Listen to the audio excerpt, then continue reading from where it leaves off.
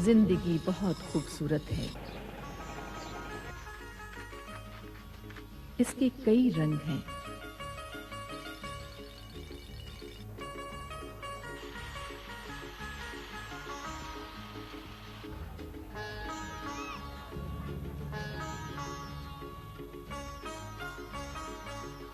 زندگی کے یہی روپ نہیں، ایک دنیا اور بھی ہے.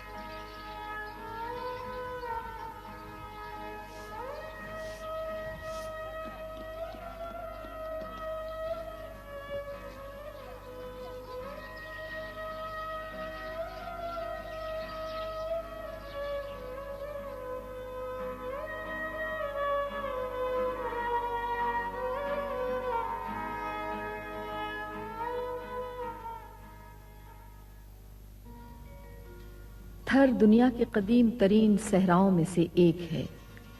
اس کا تعلق اس ارضیاتی دور سے ہے جو 4 ارب 60 لاکھ سال قدیم ہے. تھر بر اعظم ایشیا کا 9واں سب سے بڑا ریگستان ہے.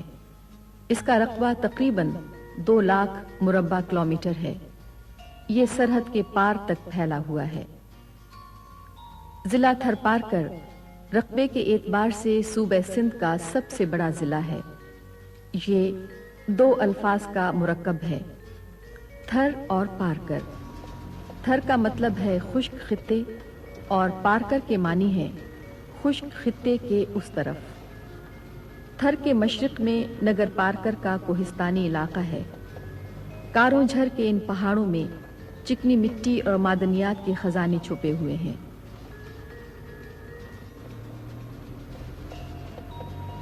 اس کے دامن میں نگر پارکر کا چھوٹا سا قصبہ آباد ہے.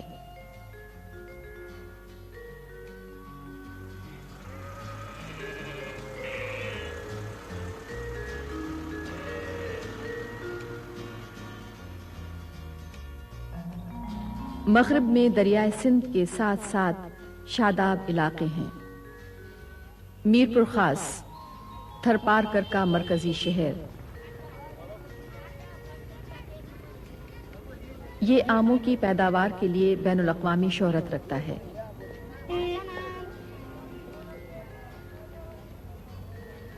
کنری اور اس کے قرب و جوار کا علاقہ دنیا میں مرچوں کی تجارت کے بڑے مراکز میں سے ایک ہے.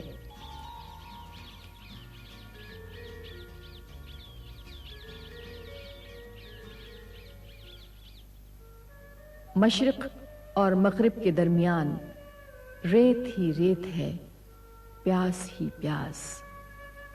تھر کا 80% سے زیادہ علاقہ ریگستان ہے، لیکن اس کی مٹی میں عجب تاثیر ہے.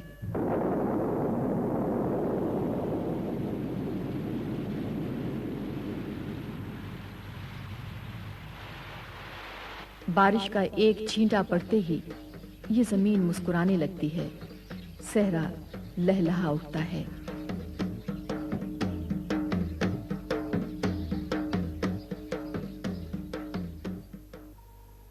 لیکن آنکھیں گہرے بادلوں کو ڈھونڈتی ہی رہتی ہیں.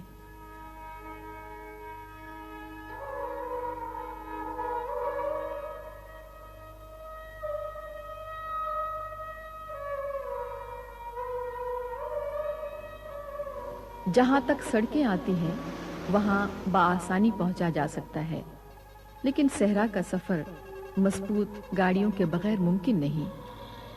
عام لوگ ایک جگہ سے دوسری جگہ جانے کے لیے مخصوص ساخت کے یہ ٹرک استعمال کرتے ہیں۔ انہیں مقامی آبادی کھیکھڑا کہتی ہے۔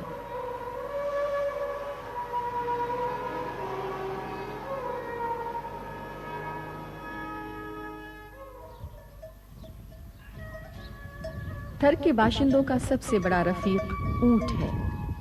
جہاں کچھ بھی نہیں وہاں یہی سب کچھ ہے۔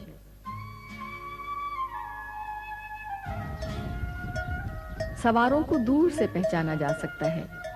اگر کسی مرد کے پیچھے کوئی خاتون بیٹھی ہو تو وہ اس کی بیوی ہوگی، جبکہ ماں اور بیٹی کو عموماً اونٹ پر آگے جگہ دی جاتی ہے۔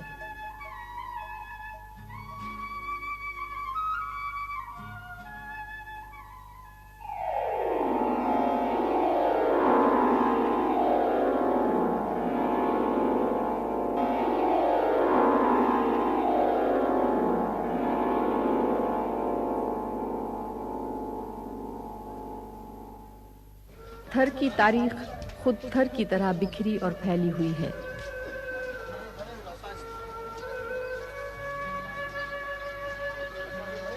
قدیم زمانے میں مختلف علاقوں میں مسلمان، ہندو، بدھ اور جین حکمران برسر اقتدار رہے۔ اب بیشتر آبادی مسلمان اور ہندوؤں پر مشتمل ہے۔ مسلمان اکثریت میں ہیں۔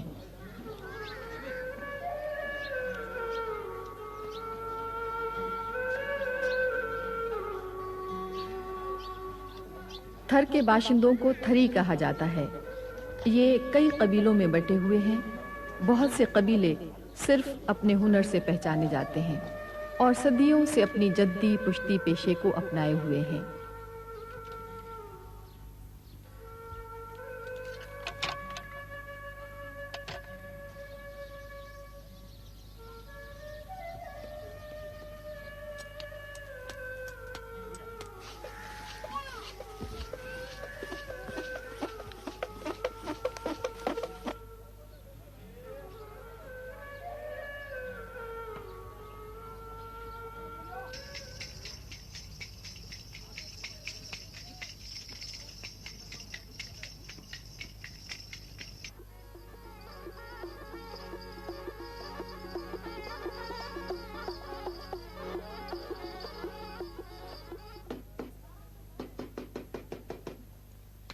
تھری اپنے حال میں مگن ہے۔ جو مل گیا کھا لیا، جو دستیاب ہوا پہن لیا۔ بعض اوقات تو ایک لباس جسم سے پھٹ کر ہی اترتا ہے۔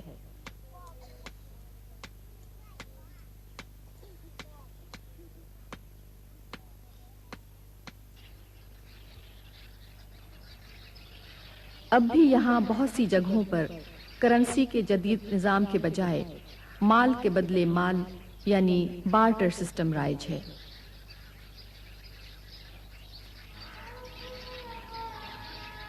تھری خواتین اپنے مخصوص کڑوں سے پہچانی جاتی ہیں۔ انہیں باہیوں کہتے ہیں۔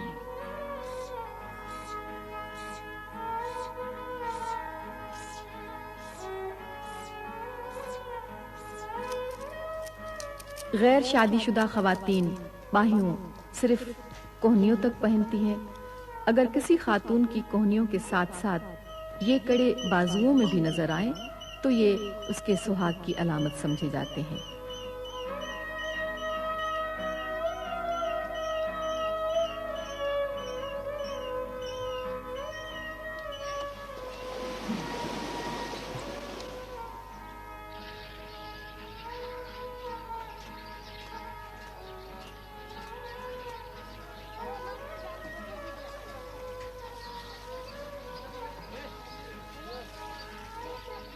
صحرا کی مٹی انسان کو بہت جلد سن بلوغت کو پہنچا دیتی ہے، اسی لیے یہاں 10-12 سال کی بچیوں کی بھی شادی کر دی جاتی ہے۔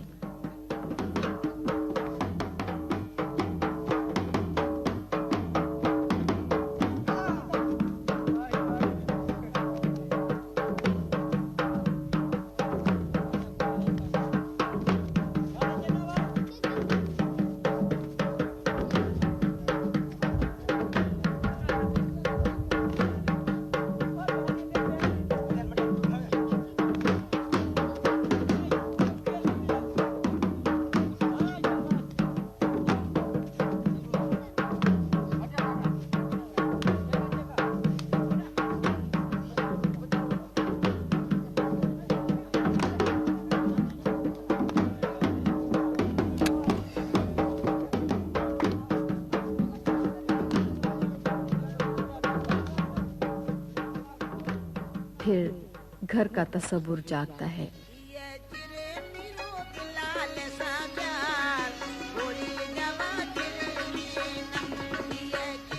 थरी इन मखसूस घरों में रहते हैं।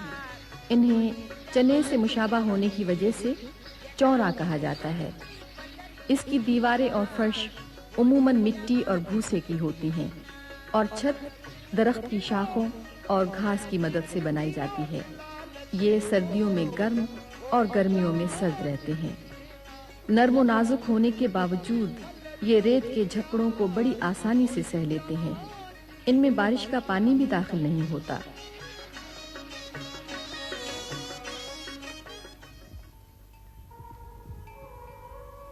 मवेशी थरियों की कुल कायनात हैं। यही इनकी आमदनी का जरिया भी है।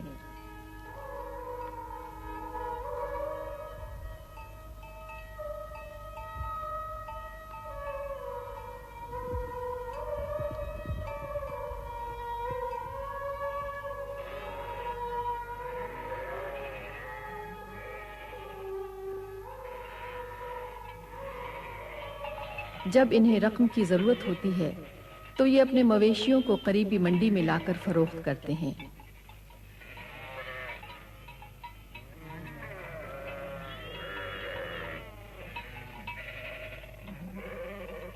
मवेशियों से हासिल होने वाले बाल और ऊन थर में कायम घरेलू सनत के लिए खाम माल की हैसियत रखती है। यहाँ बालों से धागा बनाने के रिवायती तरीके राइज हैं। इस तरह धागा बनाने को ढेरी कहते हैं।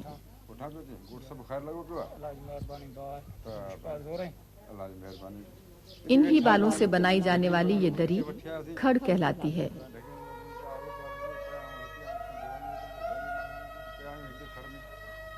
इन बालों से कंबल और चादरें भी बनाई जाती हैं। उन्हें खत्तो कहते हैं।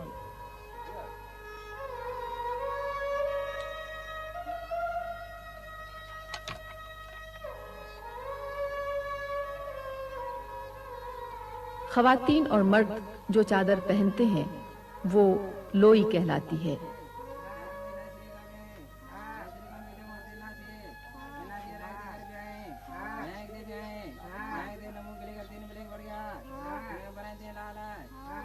यहाँ के कालीन बेनजीर हैं।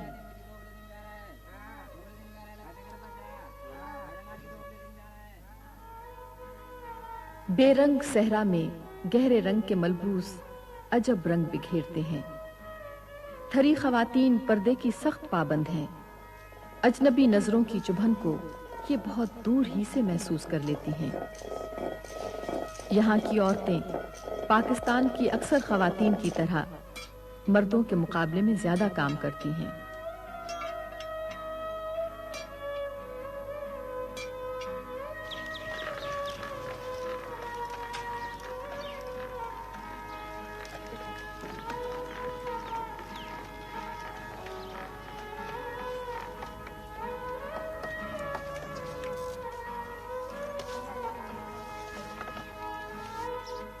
इन्हें आराम के जो चंद लम्हे मयस्सर होते हैं उनमें ये अपनी जात के कर्ब, तन्हाई और चाहतों को नक्शो निगार का रूप बख्शती हैं।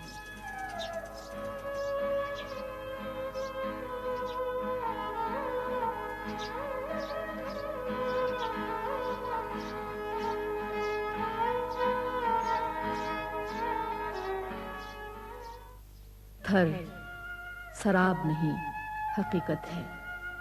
इसकी रेत पर से नामवर हुक्मरान और मुजाहिदीन के काफिले गुजरे। उनके कदमों की चाप अब भी सुनाई दे रही है।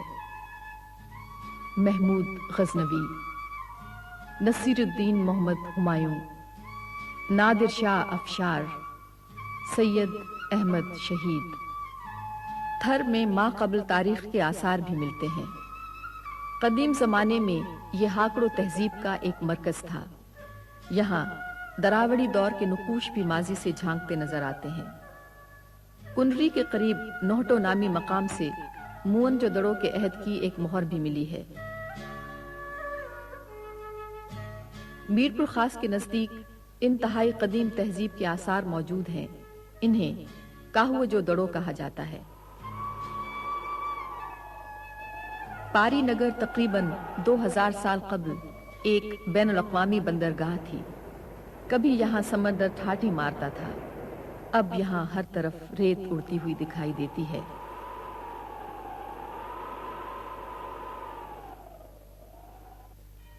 جین دور کے کچھ آثار اب بھی یہاں موجود ہیں۔ ویرا واہ میں واقع یہ خوبصورت مندر بھی جین تہذیب کی یادگار ہے۔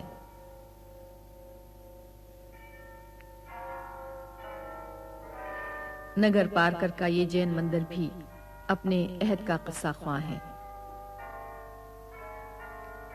ویرا واہ سے کوئی 14 میل پرے گوری کا مندر ہے۔ یہ بھی جین مت کی عبادت گاہ ہے۔ یہ 1376 عیسوی کی تعمیر کہی جاتی ہے۔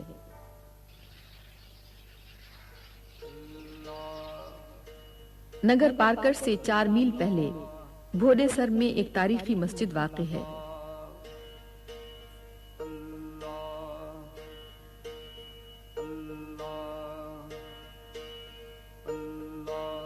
اسے گجرات کے سلطان محمود بیگڑا بن مظفر شاہ کی سندھ آمد کے وقت یادگار کے طور پر تعمیر کیا گیا تھا۔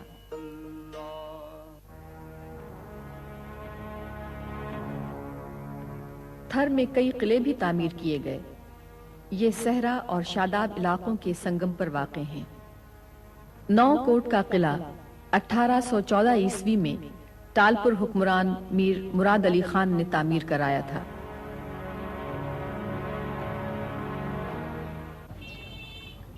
عمر کوٹ ایک تاریخی شہر ہے۔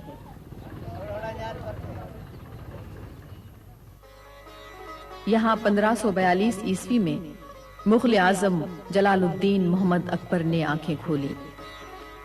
یہاں بھی ایک تاریخی قلعہ موجود ہے جو عمر سومرو بن دودو سے منسوب کیا جاتا ہے۔ اس قلعے نے دنیا ادب کو عمر ماروئی جیسی لوک داستان دی۔ عظیم صوفی شاعر شاہ عبداللطیف بھٹائی نے اس لوک کہانی کو سر ماروئی میں بیان کر کے امر کر دیا۔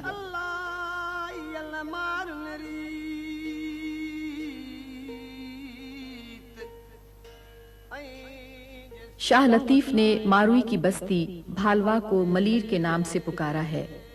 ملیر یعنی سرسبز و شاداب علاقہ۔ عمر سومرو تک جب ماروئی کے حسن و جمال کے چرچے پہنچے تو اس کے دل میں بھی ماروئی کو حاصل کرنے کی خواہش جاگ اٹھی۔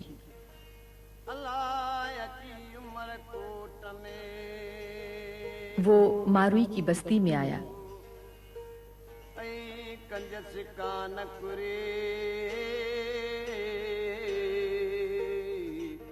اس وقت ماروئی پن گھٹ پر پانی بھر رہی تھی۔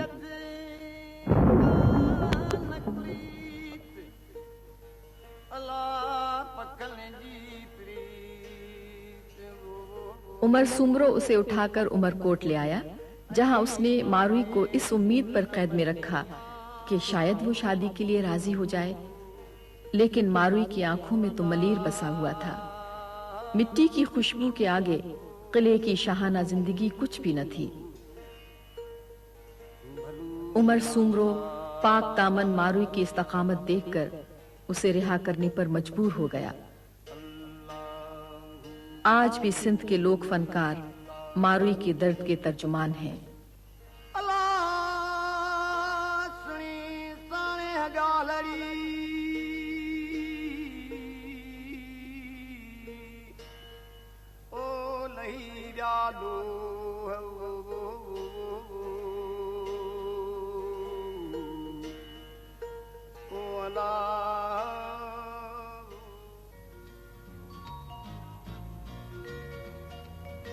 صحرا میں جاندار زندگی کی علامت ہیں۔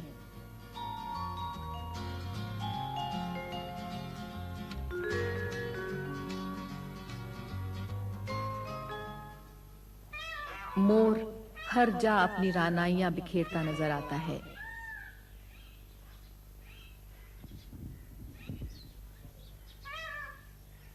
یہ سانپ کے جانی دشمن ہیں۔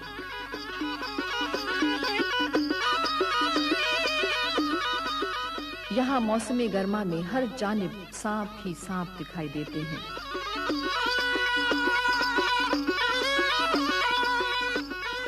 पियण एक इंतहाई खतरनाक सांप है। मकामी रवायत के मुताबिक ये सोते हुए इंसान के जिस्म में अपना जहर सांस के जरिए दाखिल करके उसे हमेशा की नींद सुला देता है।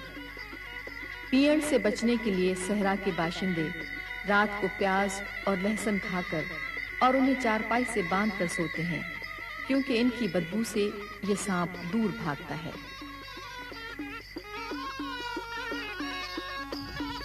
लुंडी भी जहरीला सांप है। ये पगडंडियों पर बैठकर अपने शिकार का इंतजार करता है और फिर उसे डसकर ही दम लेता है।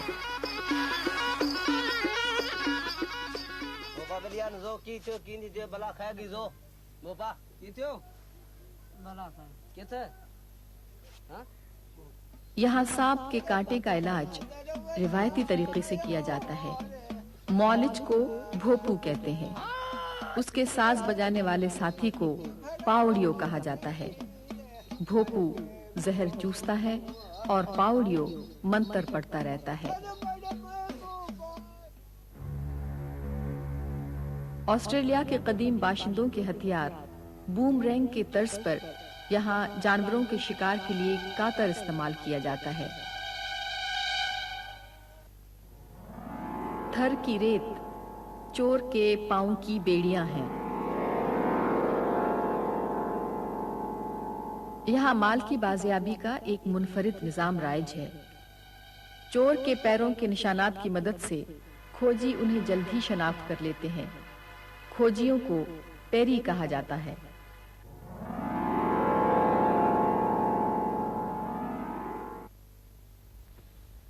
बाबा जी ये पानी किथे मिलंदो? काटियो काटियो घणो परते आहे? ये तो बी है केड़े पासे आहे? इन पास इन पासे? हाँ। थर की पूरी जिंदगी का महवर पानी है। जहां जहां पानी है वहां वहां जिंदगी है। सुबह के आगाज से ही पानी की तलाश शुरू हो जाती है। लोग मीलों दूर से कुओं से पानी लेने आते हैं। यहाँ ऊंट की मदद से पानी निकालने का कदीम तरीका ही राइज है।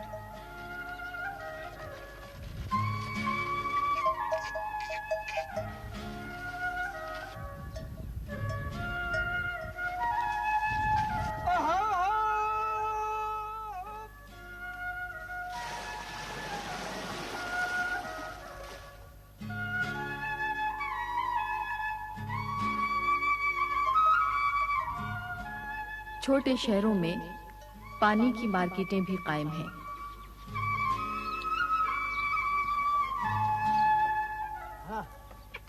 बहुत से कुओं का पानी खारा और जहरीला है, लेकिन लोग उसे पीने पर मजबूर हैं।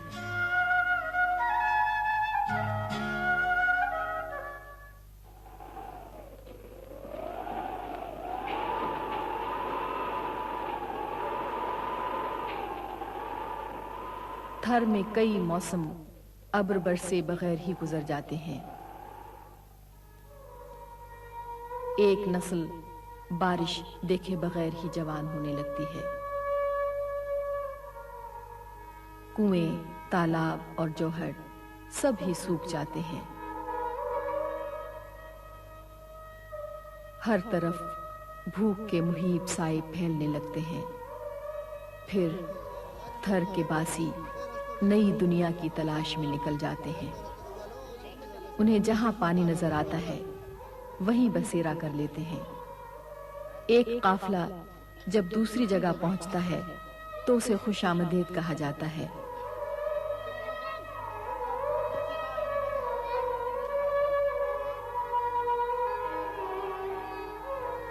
थर में छाई हुई खिजा में खुशी की यही चंद लम्हे हैं।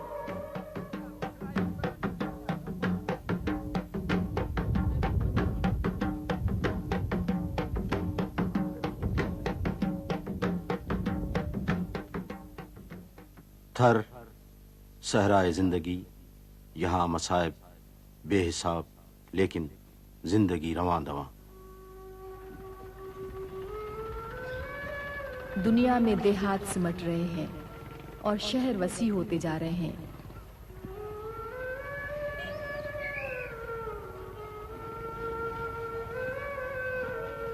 شہر کی رونقیں انسان کو قید کر لیتی ہیں، لیکن تھری ماروئی کی طرح آسائش کی زنجیریں توڑ کر اپنے مرکز کی جانب لوٹ جانا چاہتے ہیں۔ تھر کے لوگ اپنی مٹی، اپنی روایات اور اپنی آزادی سے محبت کرتے ہیں۔ ان کے دلوں میں دکھ موجزن ہے، لیکن چہروں پر جد و جہد سجی ہے۔